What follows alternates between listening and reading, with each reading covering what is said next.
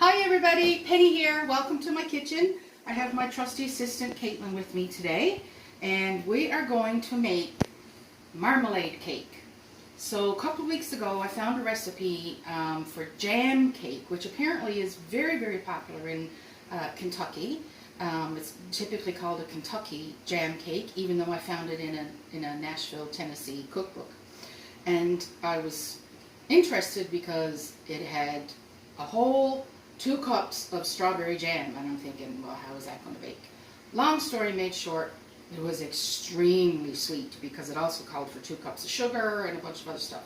And as I was tasting it, I thought, you know what, marmalade is a type of jam, and chocolate chips.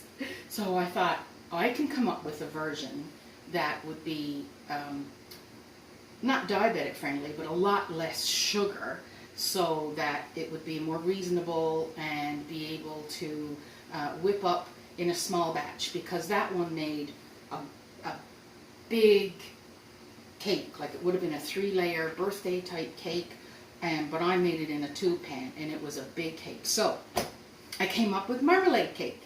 So marmalade cake obviously has marmalade jam. So we have a 1/2 cup of butter, which I've softened in the microwave. And I'm going to add a 1/2 cup of sugar to that. And while I'm doing that, Caitlin is going to crack 2 eggs and grab a fork, and she's going to mix those up in the bowl. So I'm just going to mix up the softened butter. Go ahead, crack your 2 eggs.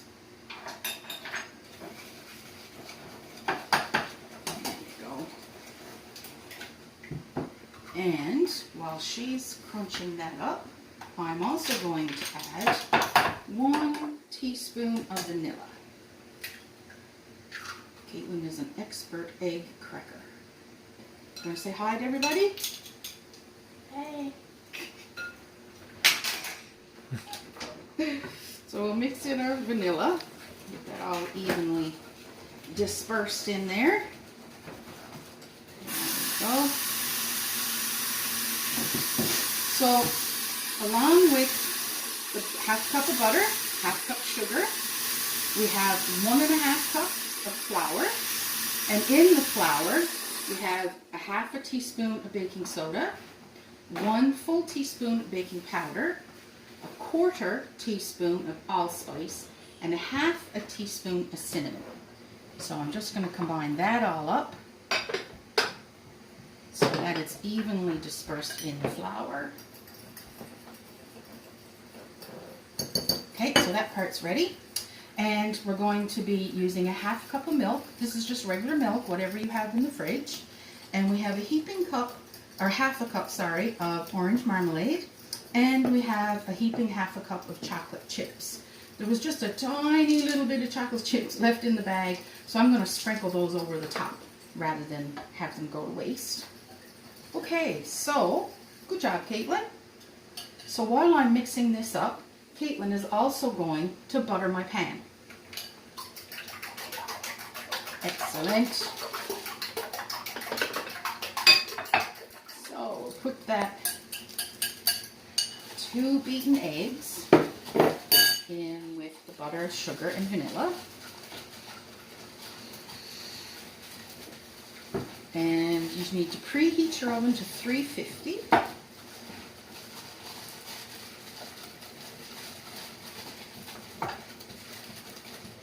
So we're going to alternate a little bit of flour, or dry ingredients, I should say, because that's got all our dry ingredients in there.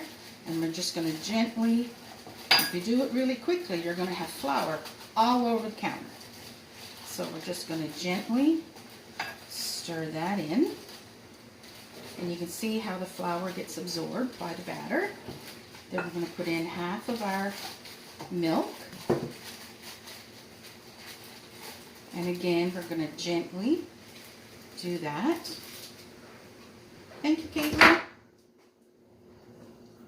Can you plug the fan back in, please? And then that gets absorbed. Then we are going to put in the rest of our dry ingredients, our flour mixture.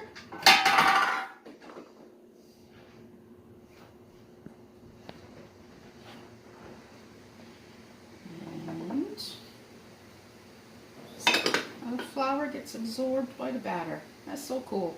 And then the last of our milk. Are you done with the... Yes, just lay it on the counter, please.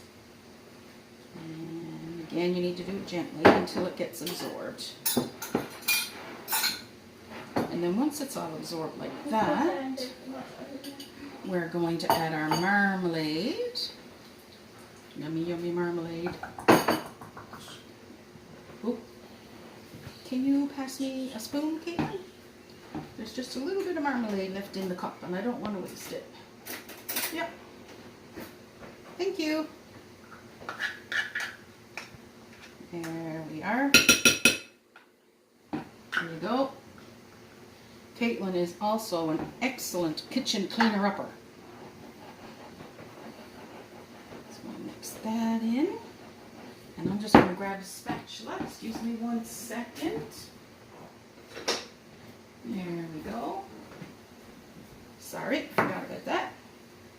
So our marmalade is all mixed in. Is it licking time? You go ahead. Look at the wonderful job she did on buttering the pan. Isn't that awesome? She's such a good helper. Okay, so now we're going to put in our chocolate chips. And we're just going to fold those in. You don't really want to keep stirring per se because you don't want your batter to be tough. So we're just going to fold those in and you can see the little bits of marmalade. Woohoo!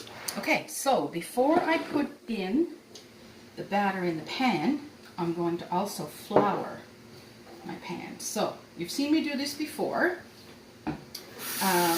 but basically after it's buttered, you bounce it back and forth like that. And I'm just going to do it on top of the cutting board, and we'll wash the cutting board after. I'm going to try and do it in reverse so you can see what I'm doing. So we're just going to tap, and we're going to tap so it goes down that side, and then we're going to tap so it goes down that side and down that side, and then you get all the excess out, and there's your buttered and floured pan. So if you're doing a normal cake, you would probably just, or muffins or something like that, probably just butter or grease your pan. But when I'm doing a cake, which can often be quite heavy, I also like to flour it because it gives you a better chance of getting your cake out of your pan without it cracking or falling apart or sticking. So. You're making sure down for the dirt? No, I made that one yesterday. This is for, well, for the freezer probably. Would you like that? Oh look, little piece on the counter. That's for me. Okay, so whenever you're making a cake, you want to give it a couple of good bangs. Sorry for the noise. And what that does is if there's any air bubbles in your cake, those will come to the surface. So you won't have big holes in your cake. So this goes in a 350 oven for about 40-45 minutes. And because I have these extra chocolate chips, I'm just going to sprinkle them on the top. You don't have to do this, of course. That's just because I had those few little ones left in the cupboard. So it's just as well to use them. So, by the magic of TV, or rather penny baking yesterday, we have one all done. Now you don't have to icing it.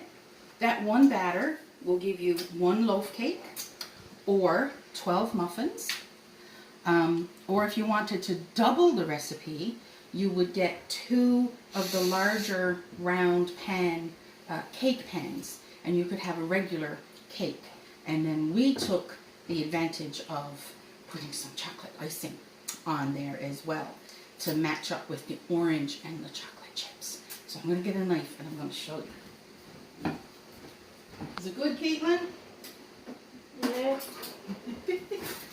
Alrighty then. So Here we What are go. you cutting a cake for? Because I want to show everybody on the video. Ta-da! You can also see a fruit fly, but that's okay. So ta-da! I cut this one in half and I put icing in the middle, and it's just lovely to have with a cup of tea. You know, if you got girls coming over for a card game, or you want to have something not too elaborate, but something nice for dessert, this is wonderful. So I hope you try it. Take care. Enjoy. Bye.